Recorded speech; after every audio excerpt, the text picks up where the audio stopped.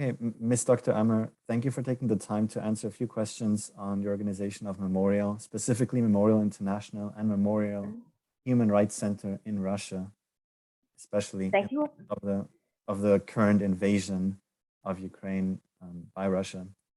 So could you start by giving us a short summary of the situation Memorial International and the Memorial Human Rights Center are dealing with in Russia at the moment? At the moment, that is difficult to say. First of all, I want to stress that we have in Russia several organizations, not only several, it's approximately 60 memorial branches all over Russia, not only in Moscow. In Moscow, there are 5 organizations, and we have organizations, branches in St. Petersburg, in Ryazan, in Perm, in Tomsk, and in other cities, Krasnoyarsk, and so on. And the decision, the court decision to close Memorial concerns only, quotation marks, only Memorial, International Memorial and the Human Rights Center. And the final decision was taken only for Memorial International. And the decision for Human Rights Center is not yet final, it's pending. And now there is a legal there are legal proceedings to close Memorial International. The employees have to be dismissed. They have been informed about it and so on. But now, as long as the organization formally exists, the work has to be can be continued. But now for International Memorial, the work is finished. There's only the proceedings to close the organization. But last week on Friday, there has been raids there were raids in Moscow of our offices there, and all equipment has been confiscated. That means computers, hard disks, and everything else, databases, data carriers, and so we are nearly incapable to act and to act operatively. We can communicate from at home. Our colleagues, of course, have computers at home, but in the office, all data have to be restored. Without computers, it's very difficult to say how they can act now.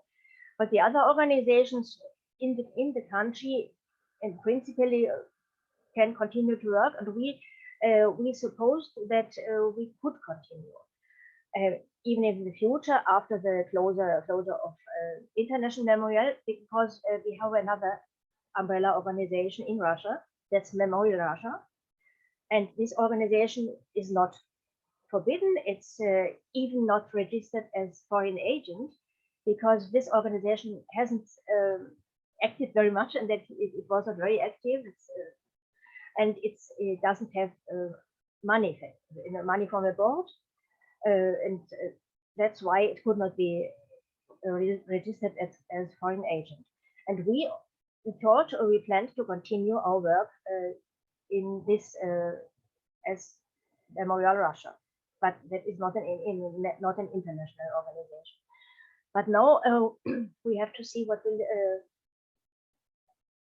will be further, because of the new laws also decided last week, it's now very difficult to act at all. And that's in connection with the war, of course. Yeah, and what do you think motivated the Kremlin to shut down Memorial International and to take these steps against these organizations? I think there are 2 main reasons. Firstly, it's our historical work, our view of history, which does not at all correspond to the official narrative. The official narrative is stressing the heroic and bright aspects of the past. That means it's always whitewashing and glorifying Stalin.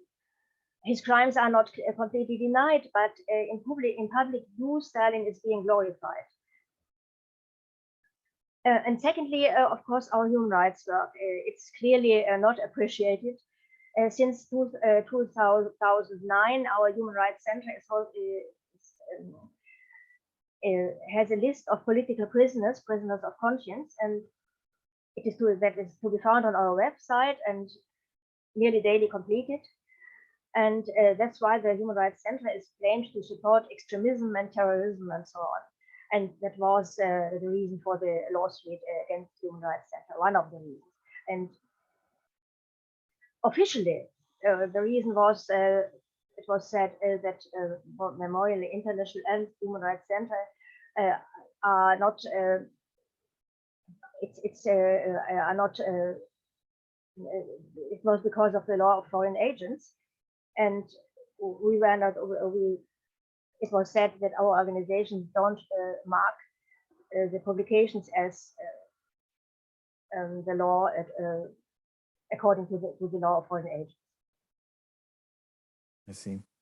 Coming back to the protests and the war, speaking of political prisoners, around 8,000 people have been detained at anti-war protests in Russia, or as we speak.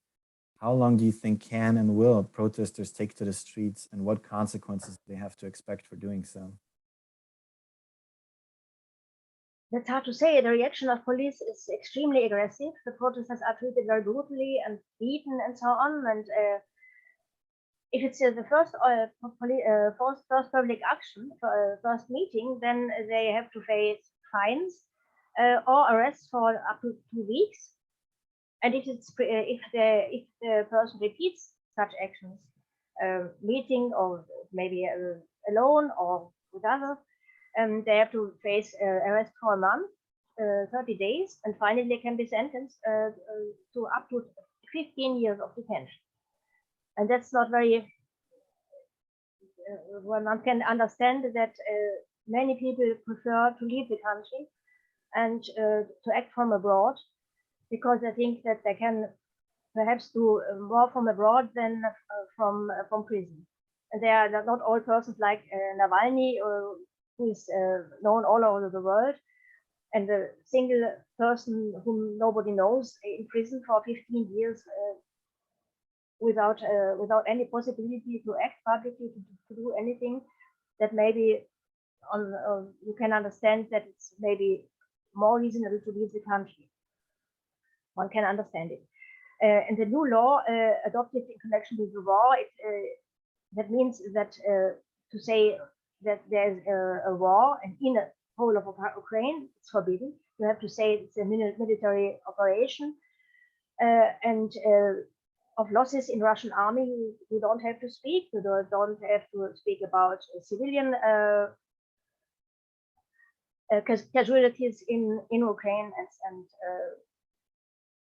and so on. And that is, it's you can say it's always peace. It's news. War is peace. I see. And so how can your organization, how can Memorial Human Rights Center, how can it work around these laws? How can they function any longer without breaking them immediately? That's hard to say. We have to we can communicate. I think we have to try to find alternative ways